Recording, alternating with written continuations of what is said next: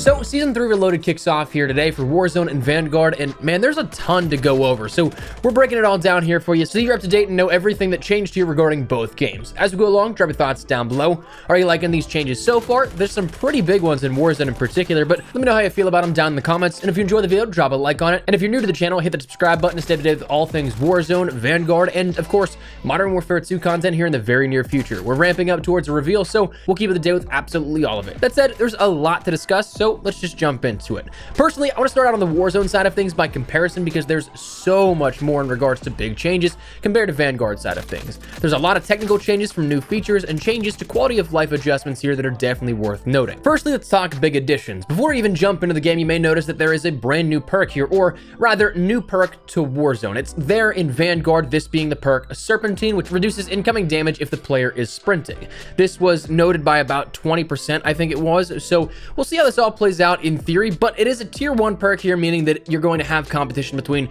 cold-blooded, EOD, double time, quick fix, so it may not be for you, it might not fit into your playstyle, but it is something that has some stiff competition here if you are looking to check it out. That said though, in terms of other perks, we also see new lootable perks around the map that even if you don't take it in perk 1, you still could get Serpentine. That's new here in those lootable crates.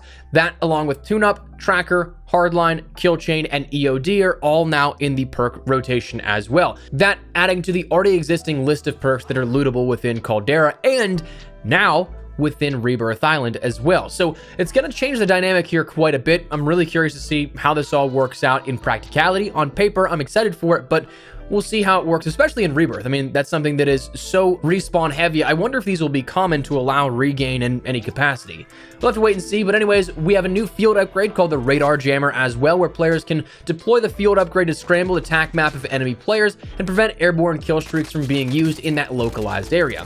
Now, this is something that they stated has an effective range of 125 meters and lasts for 45 seconds. It is available to be hacked for those that have the Engineer perk, but also, one thing to note is that this will be visible to other players if they open up the overall attack map. So you will end up being able to see where a team may be if they place a jammer. So be aware of that one. This is something that also can be attached to vehicles if you want to roam around with it. If you want to go like old school blackout style with these sensor darts, you can kind of do that, but jam the radar instead of reveal where players are.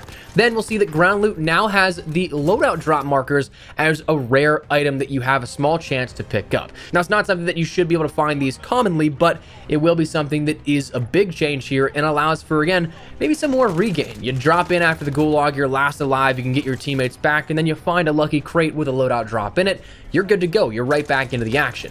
Now, outside of that, we see that there are high-value loot zones still around the map of Caldera. That is something that's stuck around from the Operation Monarch LTM here with the Titans. I like that quite a bit. Honestly, having that restock in sort of various locations, changing depending on match, kind of incentivizes checking out different locations. And of course, regaining is a lot easier at those locations. So I'm all for that. As mentioned, we also will see that new underground transit system for Caldera, in which there are 14 different points, all indicated on the TAC map by a silver vault door symbol, and you'll be able to traverse the map a little quicker. While not on a sort of stable, constant rotation, each individual location does have a couple of jump points that you can make. Some, if they're more centralized to the map, having more than others, whereas, say, Power Plant only has one way in, one way out. But if you go, say, Fields or Peak, you end up having 3 to 4 locations you can jump to or from the entire time. So again, kind of comes down to where you are. These will have a new lighting system to provide intel on what's on the other side of those doors you're jumping to, with green indicating that the door is active, the destination on the other side, that bunker, is free of any players or any placed equipment. Yellow being that the transit door is active, but the destination is free of any players and placed equipment, but the location will be deactivated soon as the gas ring closes. Red will indicate that the transit door is active, but there is another player and or placed equipment in the destination bunker. Those destinations can also be filled with Nebula 5 gas, which, if that's the case, gas will be leaking through that door that you're looking at to jump to those locations, so kind of a sort of visual indicator on that as well. And then off with no light means the transit door has been deactivated because the zone has gas either already overtaking it or will overtake it here shortly as it's rolling in over that location. So honestly, pretty cool. Of course, we did see this in terms of the train system in Modern Warfare and Verdansk. We saw the red door system in Verdansk Verdansk 84 with Black Ops Cold War, and Raven stated they tried to take the parts of that made it good, they learned from it, and tried to make this as best as possible. So fingers crossed, this is a nice system that works out pretty well, keeps the pace of things going here in terms of Caldera. But after that, talking about a little bit of pacing here, there will be a new lootable speed boost power-up, similar to what we see in Clash here. This is going to be something that grants player a considerable increase in movement speed and allows for that sliding mechanic to, again, be a little bit elongated as well. Across both Caldera and Rebirth, there's going to be an increase to the downed movement speed, which means that when you're downed, you're no longer going to be as slow as you were trying to crawl away. This is something that was actually mentioned by Ted Timmons in a pre-briefing that we had about this update, that they wanted to make it so that if you get, say, a cluster strike called on you while you're downed, you can maybe be able to escape that, giving some additional ability to sort of play your life in a lot of engagements, which previously wouldn't allow you to do that. Now, unfortunately for my demons out there, the stims were adjusted as well, in which, again, across both Caldera and Rebirth, the slide modifier has been reduced, meaning that you're just not going to slide as quickly as far as you did beforehand, and it added weapon damage interruption as an effect here to this, so that this one I think is a good thing. If you end up stimming in a gunfight, you're not going to end up getting that full boost back to full HP and then have to take damage once again. Instead, it will interrupt that if that's the case. So while it may have been helpful in some escapes, some great getaways, it is something that I also saw a ton of clips where people were stimming mid gunfight, and it just created this sort of invincibility effect, which tilted the playing field pretty heavily. Now in Caldera, we'll end up seeing the new lootable Gulag entry and redeploy extraction tokens. The Gulag entry token is going to allow players to get another chance at the Gulag, even if they ended up already going in, fighting, maybe winning, maybe dying, but it allows them to have another chance to go back in for a second, a third, maybe even fourth time, depending on how many of these you find. As for the redeploy extraction tokens, this again in Caldera is something that upon death, the player skips the Gulag entirely and redeploys shortly after a countdown, kind of like a wipe that you'd see in Plunder, where you'd sort of have to have that reset for, I think in Plunder, it's like 10 seconds or so, and then you redeploy after that. So kind of the same principle, allowing you to just skip the Gulag entirely and come back a little quicker than you would beforehand. Now in the loot for Caldera, there is an increased amount of self-revives that you can end up getting. So that's something that may be able to, again, help your second chance mentality with it. And talking second chances, the buyback cost is now reduced from 4,000 to now only 3,000. So it should save you and your team a little bit of cash if you're the guy that always needs bought back. And if you end up dying, the nice thing is that there's a death tax adjustment, meaning that when you die, you lose your money, right? But previously that was an 80-20 split, where you'd lose 80% of your cash that you had on your person, you'd come back through the Gulag or a redeploy of some kind, and you'd end up retaining 20% of what you had. However, now after this adjustment in both Caldera and in Rebirth, you come back with a 50-50 split. So you don't lose nearly as much as you had beforehand,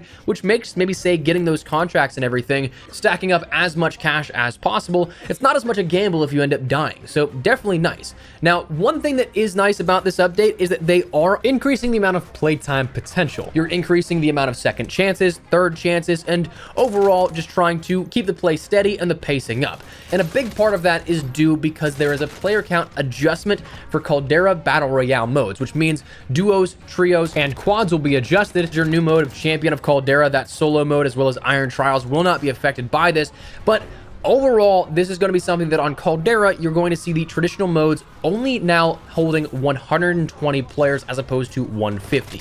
This, while not specifically stated, I would imagine is due in part because of some stability stuff. Of course, we saw within the last season and a half or so that we ended up having quite a few server issues where players were sort of rubber banding. They were on a flip book because the frame rates would drop down to like 10 FPS across the entire server. But they stated specifically for their reasoning, with the addition of new second chance mechanics, we are very conscious of making sure the mid-game doesn't feel unfairly claustrophobic compared to the current Battle Royale pacing. We will therefore be trialing a slightly reduced player count across all core Battle Royale squad sizes. We will be carefully reviewing sentiment and the data to make sure that this engagement pacing remains more or less in line with the current experience and that players can still pursue new personal records. So that's the big takeaway here for me, is that yes, this is something that they're changing, trying to see how this plays, but it's not going to be definitive just yet. This is only a trial run, so fingers crossed.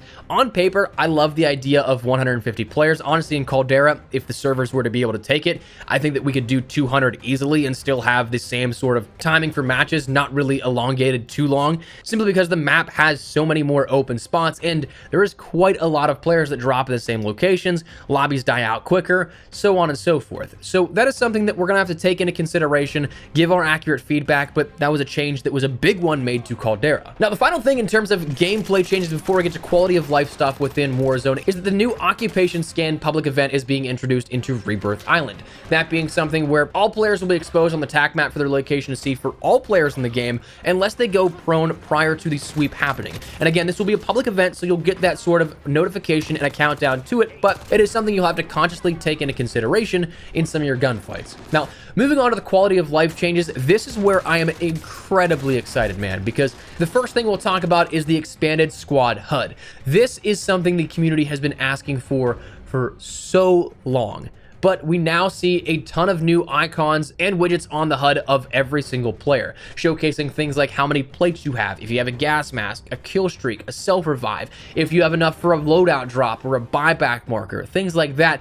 It is way more in depth now and shows everything that your team has. So if you got a teammate that is hoarding those armor plates on that satchel and doesn't want to drop you 2 even though he's got 8, you'll know about it. But overall, this is going to be a great way to quickly be able to maybe not have to communicate as much, but instead just knowing what your teammates have on them and what they can use in certain situations. And overall, I think that is a phenomenal change here. They ended up mentioning they have icons for gas masks, kill streaks, self-revives, key cards, gulag entry tokens, redeploy extraction tokens, and a few other things like that. Outside of that, we saw improved footstep audio, stating the team has completed a reprioritization pass of NPC footstep audio relative to other crucial gameplay sounds to prevent voice culling on NPC footsteps. And that's one thing that is really important to note. They state NPC, but we talked about this in a pre-briefing with Ted Timmons. NPC to them is just anything that isn't the actual player themselves. So that means even enemy footsteps will be adjusted. It's not going to be like those AI characters that you'd see in the bunkers of Season 2 and Caldera.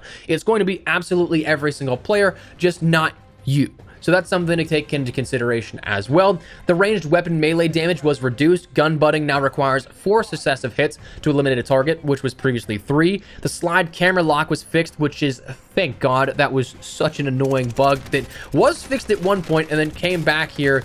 Again, I don't know when that was, but I'm so happy it's finally fixed. Incoming kill streak warning banners, that is something that has been moved here so that it's not going to appear right below the weapon reticle. That was something that was causing some visual obstruction for players.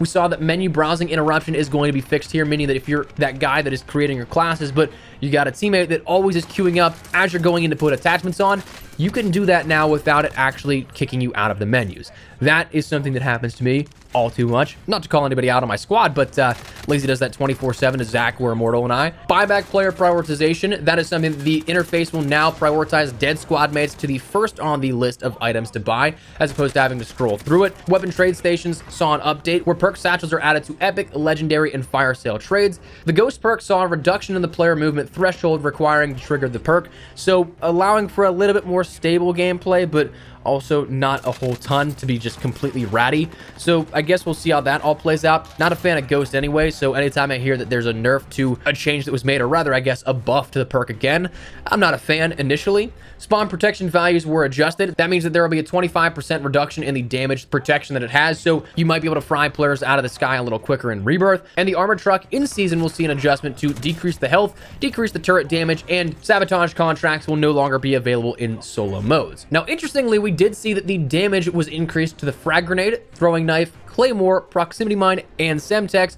all by about 5 to 25% in terms of those values. The semtex being 5, things like your frag grenade and your proximity mines being 24.5% increases, but that's something that'll be interesting to see how that all plays out. Now, overall, the player health was increased to be all 300 across Caldera, as well as Rebirth Island now, so that is something that they're now level and in line. Iron Trials, of course, will still be, I think, what, 400, but that's something that you'll see on an even playing field across Caldera and Rebirth now at this point. The ground loot was adjusted, as was the gulag loadouts. Outside of that, we had a ton of other bug fixes, the biggest of that being the 120 Hz support issue on Xbox Series S and X consoles. So for my friends out there, hope you guys enjoy 120 Hz. It is absolutely life-changing if you play on a 60 Hz monitor and are making that jump to 120 Hz. So enjoy it. It is definitely a world of a difference. But that kind of concludes the Warzone side of things here. Now, before we finish everything up, jumping on over to the Vanguard side of things, there's a couple of big things, but the biggest of them being, of course, the new map of Sphere for Season 3 Reloaded, the second of two, unfortunately, maps that we're getting here out of multiplayer for the traditional experience on the season. Hopefully Season 4 brings more, but at this point, with so little MP maps in terms of post-launch content, I don't know that I'm really expecting a whole ton more outside of that, but maps 2 of 2 now are out there for Season 3 and what we had on offer. Then we also have the H4 Blixen, a brand new SMG coming here alongside that, in which in multiplayer to unlock this you need to get 3 slide kills in a single match 15 times, or in zombies you need to use SMGs to eliminate 50 Zabalas. So truth be told, not entirely sure which one would be a little bit quicker here, which one is the easiest to do it, but it is something that will be available here for this, and also it is available in a shop bundle as well, the Job Well Done bundle. That includes a pretty cool blueprint with it, if I'm honest with you, but I'll be totally honest with you, at first I thought it was the PPSH because the H4 Blixen is listed as Submachine Gun Charlie, which Charlie is usually one of those base weapons, and it's already the MP40. So that seems to be just a misnaming on it, but we'll see that likely changed out shortly. And finally, Perks got a little bit of an adjustment here where Overkill was moved from slot 3 to slot 1. Survival Training was moved from slot 1 to slot 3, and Ninja was moved from slot 1 to slot 3 as well. So a couple of fundamental things here that may change how you build out some of your classes, but that basically concludes the Season 3 Reloaded update here for what we see in both Warzone as well as Vanguard. You will notice that there are some banners here to tell you to stay frosty for a worldwide reveal of Modern Warfare 2, so we're getting close, and of course they're starting to market it here now within this update as well. But that said, that is where we're at here at Thess. That is everything that we want to talk about and everything that changed. So drop your thoughts below. Are you liking some of these changes? Maybe not so much. Whatever the case, drop it below. But if you enjoyed the video, do me a favor and drop a like on it. And if you're new to the channel, hit the subscribe button to stay there with all things Warzone, Vanguard, and Modern Warfare 2 content very, very soon. But for now, that's what we're going to call it. So thanks so much for watching. Honest Espresso. I'll see you guys later. Take care and peace.